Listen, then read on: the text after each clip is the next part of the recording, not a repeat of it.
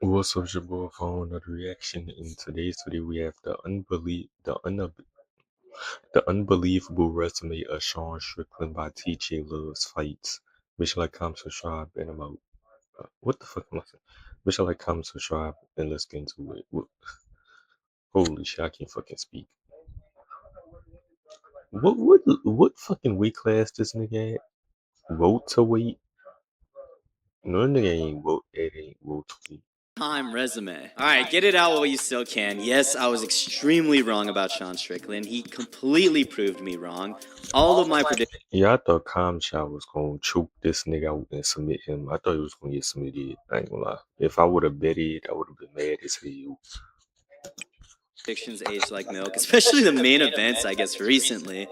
And I just can't predict any of these fights. I should not be talking. I should not have doubted the American. But I was right on that Joshua Van and how you say that nigga name? Tusu Terra fight. I've been saying Joshua Van was gonna beat that nigga up. I ain't even know who that was, to be honest. I ain't get where all that hype was from about that nigga. Sean Strickland, you know what I'm saying? I should have never doubted him. Yeah, I was really wrong about Sean Strickland. I really thought he had next to no chance at beating Khamzat Chimaev. I completely counted him out, and I really didn't think he's going to last all 5 rounds, let alone beat the seemingly unstoppable Khamzat Chimaev. He clearly won rounds 2, 3, and 5, survived the onslaught that was the first round, surprisingly defended the takedowns in the second, took advantage of Khamzat gassing out in that second round, and landed bombs from the top to completely change the momentum of this fight and pull off the impossible again to become champion. So after adding Khamzat, another name to an incredible resume, I got to thinking, it doesn't get talked about enough at how great of a resume Sean Strickland has. Look at the rankings. He's beaten 3 of the top. Yeah, he's at middleweight. I was seeing niggas was saying he a top 3 middleweight of all time. Yeah, you could say that. You know what I'm saying? 4 contenders in the middleweight division and went to war with Dricus du Plessis in their first. And if you zoom out, he's beaten 3 other guys in the top 15. Everyone from champ to rising contender to everyone in between. Sean has faced them all and beat a majority of them. I feel like people don't talk about the greatness of Sean Strickland because he's just way more known for shit-talking, unapologetic personality, but forget all the noise. This guy is an all-time middleweight great with an insanely deep resume that we have to talk about. Let's take a deep dive into Sean Strickland's underrated, very great resume and see how he stacks up to the all-time greats. All right, we of course have to talk about Sean Strickland being responsible for not just 1, but now 2 generational title upsets. Against Israel Adesanya, Izzy was a minus 650 favorite, implying Izzy had an 86%-ish chance of winning. Not only was Izzy looking like he was going to go on a second prime after a highlight knockout win over the Terminator. This nigga just needs to retire. And I seen with the African nigga, I forgot his name, Goliath, I think. I don't think that's I don't know if that's his name, but that nigga called him out. Bro, that nigga is gonna knock Israel Adesanya the fuck out, bro. Like, gang, Adesanya, just retire, bro. Like, your career is fries. That was Alex Pereira, but Sean wasn't even supposed to fight Izzy. Do you remember that? DDP got injured like 5-ish. Y'all know I'm talking about the nigga with the blonde dreads, the African nigga. He been knocking everybody out. Weeks before he was supposed to fight Israel Adesanya for the title. On 5 weeks' notice, Sean steps up to an opportunity of a lifetime against one of the greatest middleweights ever in Israel Adesanya. Had to fly across the world to Australia, which of course is nearby Izzy, who was coming from New Zealand and is way more acclimated to the time zone, and he delivered. Of course, he dropped Izzy bad in the first round and literally beat Izzy at his own game over the course of 5 rounds, controlling the fight with superior striking and distance management, and pulled off one of the greatest title upsets of all time. And then skip to now, it's deja vu. Sean Strickland, only 2 months after beating Fluffy, takes on another daunting task in fighting another seemingly dominant middleweight champion in Khamzat Chimaev, who this time was a giant 500-ish favorite, implying he had around an 83% chance of winning. But this time, that Damn. He was the favorite? Because I was seeing a lot of niggas. I was seeing a lot of niggas saying Kamsat was gonna win. I was seeing way more Sean Strickland niggas than Kamsat niggas on TikTok. I'm not gonna lie. That first round didn't look all too good for Sean as he got It's dominated like, bro, I thought this nigga was going. I thought the nigga was gonna submit him. I thought the nigga was gonna dominate him on the ground, keep him on the ground, and just choke the nigga out. But niggas wasn't lying, because I did see a nigga bring up Sean Strickland takedown defense. Niggas wasn't lying about that. I ain't know that nigga had takedown defense. in the grappling. And I thought this was how every round was going to play out. But to my surprise, Hamzat gassed so early in the second. When Sean defended this takedown, Hamzat didn't even try to get up. He was that gassed. Then, I mean, this was so lazy of a shot, and Sean capitalized on that to just wail on him. And then Hamzat was so tired in the third that he purposely took it Yeah, Hamshot was tired. He can't make that weight class no more. He need to go up to light heavyweight, like how he said. He can't make that weight class. off to recover, and Sean won that one. He barely won the fourth with this takedown. Meanwhile, Sean kept putting on the pressure every single round, spamming the jab and the two occasionally, and eventually closed out the fifth, enough for the round and ultimately the fight to become the two-time middleweight champion. And here's the thing, you guys. Becoming a two-time division champion is hard enough, but beating a still prime Izzy and a prime Hamzat, being a 6-1 and 5-1 underdog respectively, is mathematically next to impossible. Sean wasn't supposed to win against either guy, let alone both on relative short notice. Insane underdog wins over all-time names like Hamzat and Izzy is really fucking good, but it gets even better for Sean Strickland.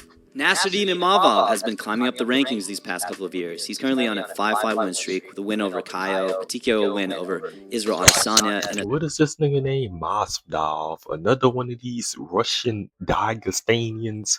I don't know. These niggas don't even be Dagestanian, but these niggas be some. These niggas be Chechen, Kyrgyzstanian. Like solid win over another rising contender these niggas be somewhere up the mountains, by the mountains, my nigga. in Brendan Allen.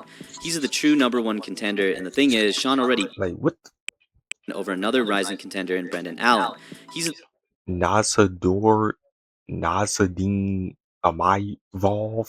Like what the fuck? the true #1 contender, and the thing is, Sean already beat him back in 2023 on 5 days' notice. Dude came off the couch against a rising contender and again beat a striker at his own game. Despite how fast and quick Imavov's striking is, it was like The way that nigga Sean square up is funny as fuck. That nigga be like this.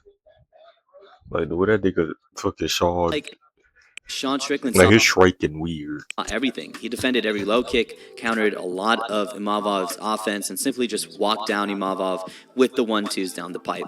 Sean was in such flow Well, yeah, he'll probably beat this nigga ass again. state. He even got this smooth-ass takedown on Nasruddin Imavov. And I want to remind you, did this on 5 days' notice. And you want to His name Nazadine Amalfov. keep talking about short notice for Sean Strickland. Brendan Allen, the 4th-ranked contender in the middleweight division now, coming off of a huge win over RDR, got beat bad by Sean Strickland by TKO back in 2020 on 6 days' notice. You heard that right. Damn. Sean Strickland knocked out another young rising contender on less than a week's notice. Sean Strickland is literally just game all the time, constantly sparring, constantly training, and ready for a fight at literally a moment's notice. Sure, this was Brendan Allen back in 2020 when he was only 24 years old, but with Brendan rising up the rankings, this win is starting to age very well for Sean. And you want to keep talking about wins that are starting to age very well for Sean Strickland? Paulo Costa has been on a little tear recently. He's currently on a 2-fight win streak against tough Russian contenders in Roman Kopylov at 185, and now recently But look at these niggas' names. Like, what happened to the UFC, bro? Asmat Mokakov, Roman Kopylov. Like, what the fuck? Where's these niggas coming from? Mirzakhanov at 205. And Paulo Costa is looking great at light heavyweight. And that tank of a man in Paulo Costa could not get his offense going against Sean Strickland, who effectively shut his offense down, kept him busy with an insane amount of pressure and volume, and even hurt Paulo a couple times. This Paulo Costa win, especially with a knockout performance over Azamat and the run he'll probably have at 205, will just continue to age like fine wine for Sean Strickland. Then you get into a more recent and impressive win for Sean when he fought another rising contender in Anthony Fluffy Hernandez, who a lot of people were saying was going to be the future boogeyman of this division and was going to be the one to beat Hamzat. Fluffy was a sizable favorite in this fight at around minus 250, was on a monstrous 8-fight win Damn, why this nigga Sean was such an underdog in these fights? Damn. streak with wins over Michelle Pereira, Brendan Allen, Roman Kopylov, Man, and a brutal I don't finish even of know Roman who this nigga is. I thought the nigga was gonna beat Sean. I don't even know who bro is. Delitse. I don't be tapped. Well, I'm tapped into the US. I really only know the big names. I'm gonna keep it a buck. These other niggas, if you're not a big name, I really don't know you, and I don't watch your fights.